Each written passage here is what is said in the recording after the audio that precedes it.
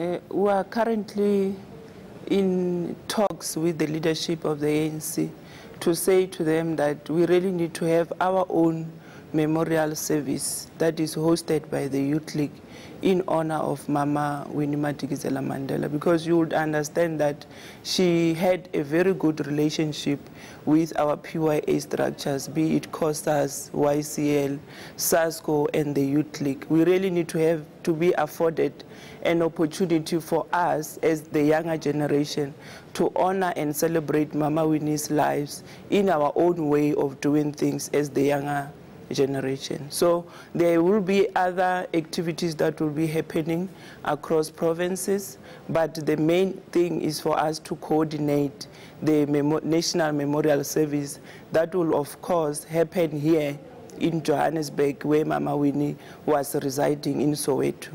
Say you were to be granted that opportunity by your mother body. What is that own way? Is it confined to the memorial service here in Johannesburg that you're talking about, or are you talking about other activities as well?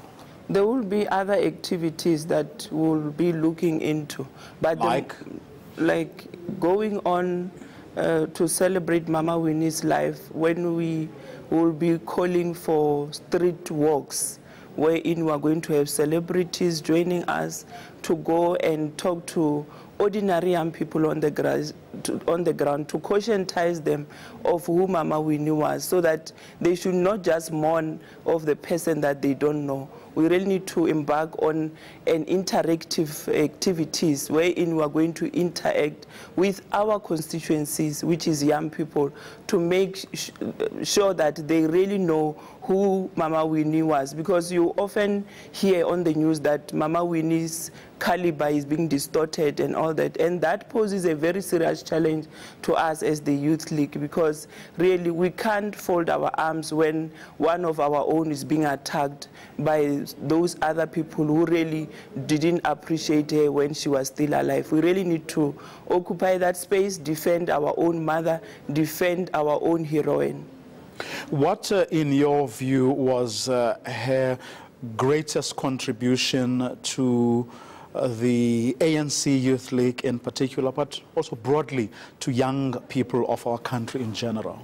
You, of course, have heard majority of our comrades and others from other political parties who are, in a way, claiming to have slept at Mama Winnie's house. You know, Mama Winnie was not at the forefront of the 1976 march, but she is the one who orchestrated it. She was the strategy behind what we have seen happening in 1976. And I think for that, really, we really need to applaud her and appreciate her, because she loved the younger generations. She believed that you need to educate young people and revolutionize them at an early age so that you can have a society that is revolutionized, that really knows who they are, where they are going. How will you, as the ANC Youth League, ensure that you know, her legacy lives on? We are in a process of going to engage with the leadership of the ANC to make it a point that that house where Mama Winnie was banished at in Bloemfontein, we really need to turn it into a museum wherein we are going to have younger generations that will come after us to go there and really get to know, to learn about Mama Winnie and the struggles that she waged for us to be free today as South African, and in particular as younger generations. We also have called for the issue of free quality education. We know that Mama Winnie was a professional. She graduated for her BA degree in international relations in 2005, and we have won the battle for free quality higher education in South Africa. We are really going to encourage our young people to take that opportunity very serious, to make it a point that they go to school in order for them to be educated, so that we can be able to address all these challenges that we are faced with, issues of unemployment, issues of poverty, and inequality within our society. Education is the only key that one can use to change the world. So we really need to encourage our young people to follow on Mama Winnie's steps in achieving their education. Well, I would imagine then that you perhaps share the view that it is a shame of the fact that a project that was supposed to be undertaken 11 years ago still hasn't gotten off the ground, and that's despite the fact that monies were actually allocated to the project.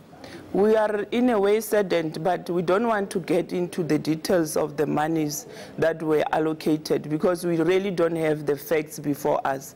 Up until we get to know what really transpired since then, we will therefore be in a position to be able to respond appropriately. But for now, what we know is that that house is not, there is nothing that is happening to it, and we are therefore going to call upon the leadership of the ANC to say to them, if you really honored Mama Winnie, if you really loved Mama Winnie as a struggle heroine, we really need to honor her in that particular aspect of making sure that that house is being turned into a museum so that we can continuously educate our younger generations. Okay. Thandi, thanks very much for talking to us this evening. Thanks a lot. Thandi Moraka is the Deputy Secretary General of the ANC Youth League.